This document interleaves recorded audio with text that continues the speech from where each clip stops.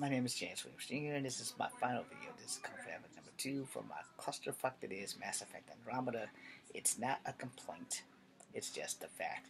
You know, I'm probably the only person in the universe that truly loves Mass Effect Andromeda. And like I said, there are little things that irk me. Not big things. Very, very little things that you could just fix up. And I'm not talking about the bugs. My complaint mostly was in the other video about like outfits and pets. I think that we should be able to not be limited to the pets we can have and things like that, I think that we should be able to negotiate how our character has sex. I think we should be able to negotiate. There should be more sex scenes. Honestly, truly, God, there should be more sex scenes because when they hyped it up, it's like you will be able to have a threesome. I never made it to see that. I get that.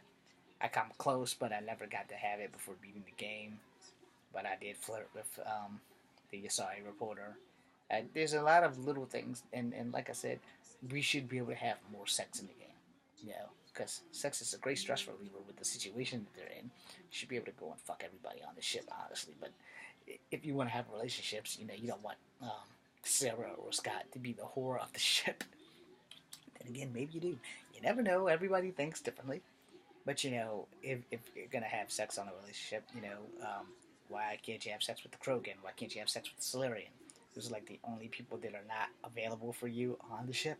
If you're Sarah, I don't know if you're Scott because I haven't beaten the game with Scott. I've only beaten the game with Sarah, and I'm gonna continue to beat the game with Sarah until I unlock all those little options like Sentinel and other things. I haven't unlocked any of them. So my favorite one is Vanguard. Now I would tell you when I first played the very first Mass Effect, I only played Soldier, just so I can have all the weapons I could. And then there were weapons that I couldn't have because you either had to be a Vanguard or an Infiltrator, and then you had to either be a Sentinel or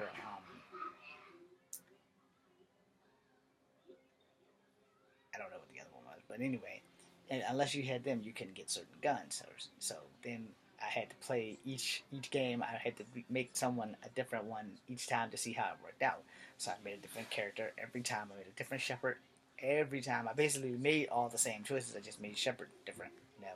Like soldier classes wise, or was from outer space, so that I could have Shepard's mom, Hannah Shepard, talk to me. Now in Andromeda, you know, once Alex is gone, that's it.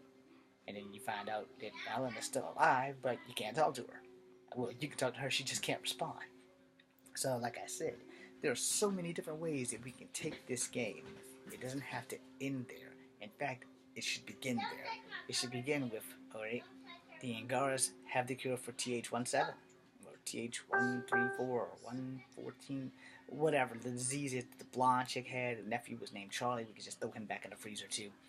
You know, um, you can go there and use the Angara to cure that. You can use the those little whatever the hell you have to hunt with the Angara lady who's hunting them down. You can use them to cure Angara diseases and heal people faster. You can have a whole Rokar DLC where you can play as a Rokar. That would be lovely. Like I said, give me the damn job. I will write stories for you.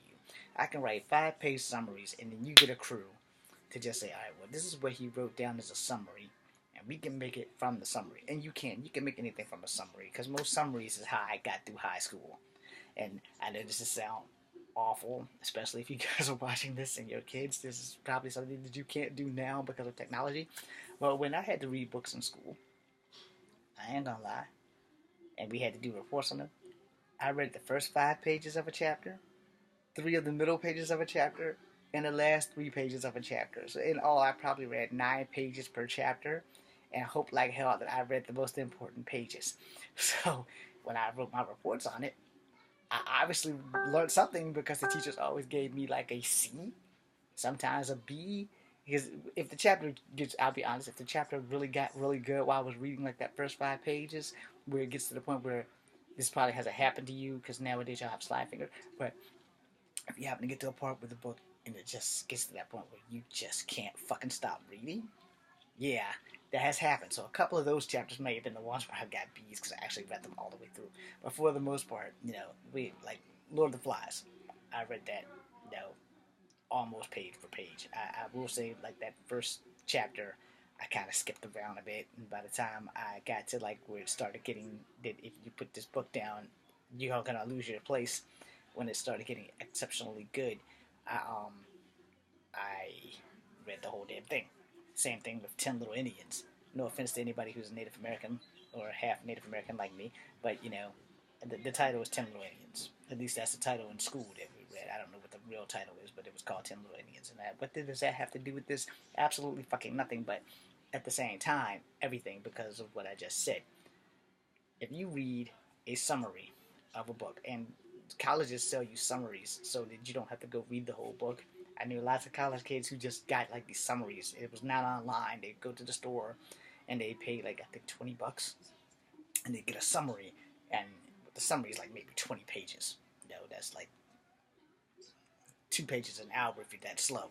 But you know, 20 pages, and you've gotten everything you'll ever need to know about certain stories. So if I write a 10-page summary, you know, then you can put it together and have a story. And there's no reason why we can't do that. You give me the job, I'll write a 10-page summary of each idea that I have for DLCs. We'll make the DLCs. You'll get your fucking money, but you need a team that's going to do it right. You need a team that's going to say, all right, well, this is what we need done here. Get this DLC done. Get this DLC done. Get this DLC done. And if you do it right, and tell the stories that I have in my head so that you can circle it all around, you know, with the Korean or the Tyrian thing, with the anything and everything that I come up with. It can be done. You'll get your money, and then you can end the saga, and everybody will be happy. I'm sure this is never going to happen, but, you know, it couldn't hurt. You've got so much bad propaganda against it. What's one more thing? But anyway, my main thing is, like I said, there's so many different ways that this clusterfuck can be saved, and that we can save Mass Effect Andromeda. I'm pretty sure that no one's going to watch this video here on Kung Fu Havoc 2 or on my Facebook club thing. But, you know, I wanted to get that out there because I really love Mass Effect Andromeda, and I think it's worth saving. I think the writers deserve a fair shot at having 3 games. And then after you do 3 games, end it. Or you can do a another saga where both Andromeda and the Milky Way come together and just call it Mass Effect Universe. And that way you can keep Shepard out of it, keep the writers out of it, come with a brand new guy who's on one side, and then on the second disc you can have a brand new guy on the other side and put both of them together, and all they do for the whole game is collect shit, fight enemies to build 2 Mass Effect relays that will knock out the 600-year frozen sleep gap. It's not that difficult of a story to just manifest. You know, you guys have writers for a reason. I'm pitching you ideas. Give me a job as your idea guy. After I give you all these ideas, you guys can fire me. Just cash my check. Or I'll cash your face inside out. But anyway, just do that. We can make all the money back. You can get all the money that you expected. And then you guys can shut the shit down and go on with the Anthem. Or revive Dead Space. You know, whatever you want to do.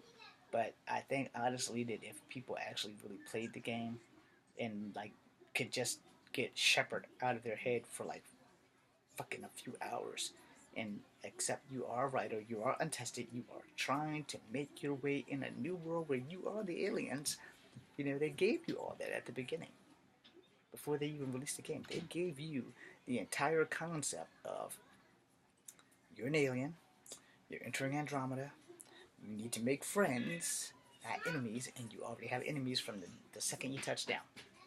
So now all you have to do is make friends, and then let's go deeper. Why have you?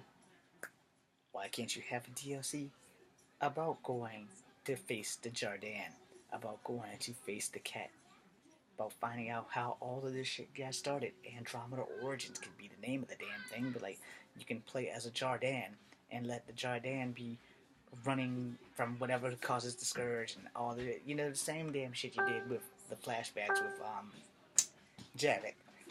Only instead of it being flashbacks, let you actually have people who can play. The one thing that I will say, this is my only complaint, and this goes from universe to universe at Mass Effect, is that you've always made us have to be human. Why don't you let us play as characters that are aliens? and see how well that rolls out. Like I said, you can give us a DLC where we're Jardin trying to figure out how to stop the Scourge, and clearly we fail. But you know, you can give us an escape vector so that we can leave into wherever the hell they're going. And you can do that. It's not impossible. All you need is a good team. I got the ideas. Give me the job. You can do the same thing on the other side with Garrus and them, and you know, you can give a prequel to Garrus and give Garrus his own game to lead him up to where he first meets Shepard. You can end it right there where he meets Shepard, and then they, you know, the Saren Arteris thing, where you can do it the whole thing from Garrus's point of view for Saren Arteris, and then after that you can end it unless you want to make the game so it's all about Garrus and how he met Shepard, and then in the second game how he found Shepard as Archangel, and then you can go to the third game how him and Shepard and make that final push. But it can all be from Garrus' point of view. It could be a DLC, you hook it up to the third game, you're good to go. But apparently you guys are running out of ideas. Idea guy, right here. Give me a job. This is James Williams. This is Kung Fu Havoc number 2. And I hope you guys are paying attention, and I hope you guys are ready, because no one knows what the hell is going to happen on N7 Day.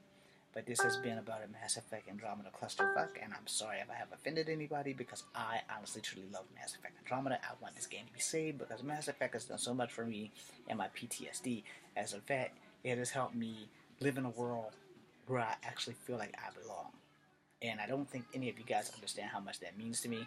So let me thank you on that. And it's the same thing with the Mass Effect trilogy. Had I not had that game, I probably wouldn't be breathing now, because that game was the only thing that's never betrayed me or stabbed me in the back or never said, no, James, we're not going to talk to you today because you're feeling like you want to kill yourself.